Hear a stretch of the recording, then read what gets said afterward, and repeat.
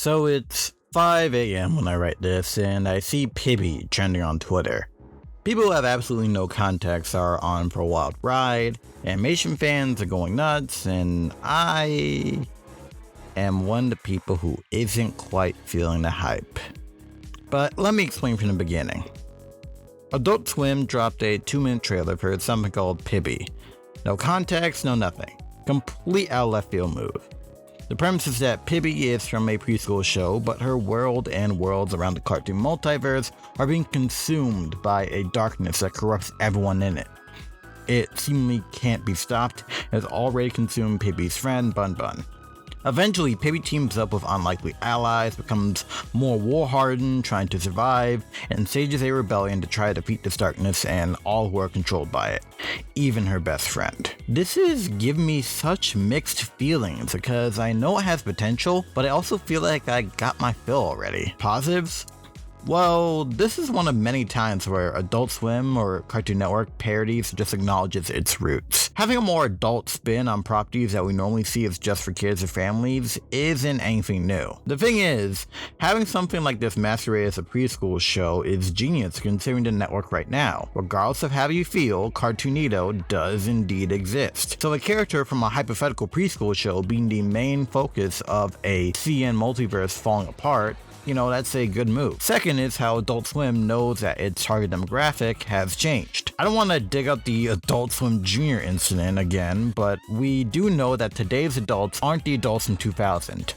Of course, we're going to have more of an attachment to the likes of KND or Steven Universe, depending on your age. So acknowledging these IPs as well kind of establishes them as legitimate in their own right, to be able to be around something like the Flintstones or the Jetsons, even if they are being assimilated in a gruesome way. The issue is that I might be getting the idea that it's taking itself too seriously. This is a good point brought up by two of my friends, Buster Scorp and Techie, but people who love this, well, how much you want to bet they were saying OKKO relied too much on its references? A lot of people who say stuff like that were people who didn't already watch KO or cartoons in general, and I still find it unfair. OKKO was a tribute to nerd stuff, but also had its own story. Take away the crossover and still have a world of characters and relationships that you can't get anywhere else. It just wore its influences on its sleeve. Pibby relies on you knowing these IPs in order to be affected by seeing them in such a brutal state. Ironically, we know more about how this force affects everyone than the characters themselves. Obviously, this is like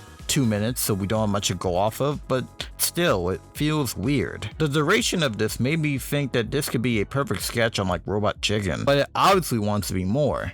And I want to succeed even if I'm not vibing with it as much as others are. Maybe just needs another go? I want to care about the characters and relationships that they have, not just that I'm seeing characters I know in such a state. I finally get to talk Toku, but if anyone wants to better understand why I'm kinda hesitant on Pibby, it's Power Rangers Hexagon. This unused pitch for what we later got as Ninja Storm set out to be the Avengers Civil War equivalent back in 2003 to Power Rangers, basing its whole identity on past lore. Jason and Tommy managing their own teams of Free Rangers were the highlight, but everything was trying to bring every Power Ranger story up to that point into one, with frequent appearances by old locations and characters. There's just no way that could be feasible. High school me finding this out was bummed, but post-college me realized that this was for the best. I just don't think this pitch could be done with the Power Rangers budget and production cycle. Even as a comic, it seems convoluted. Plus, would it appeal to kids? Pibby doesn't have to deal with that last part, but I wonder who it appeals to. Animation fans? Horror fans? Normally adults who just want cartoons to swear in order to take them seriously? Does it have enough to stand on its own? I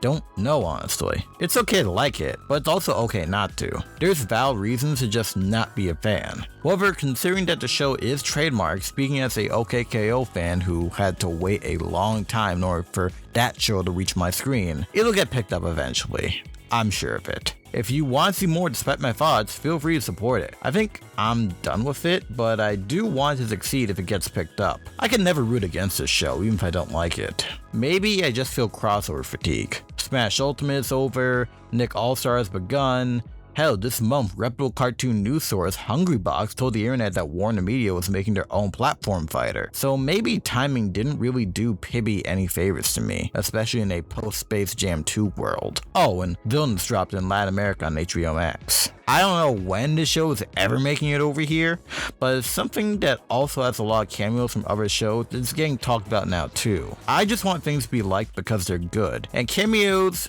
should be a bonus. Promoting Pibby based on its cameos just seems like a disservice because I believe the creator has more in store. I just hope more ironing out the details happens. Still, I don't make these to force y'all to think the same way I do, so feel free to discuss your thoughts on Pibby and support the creator and show if you want to see more.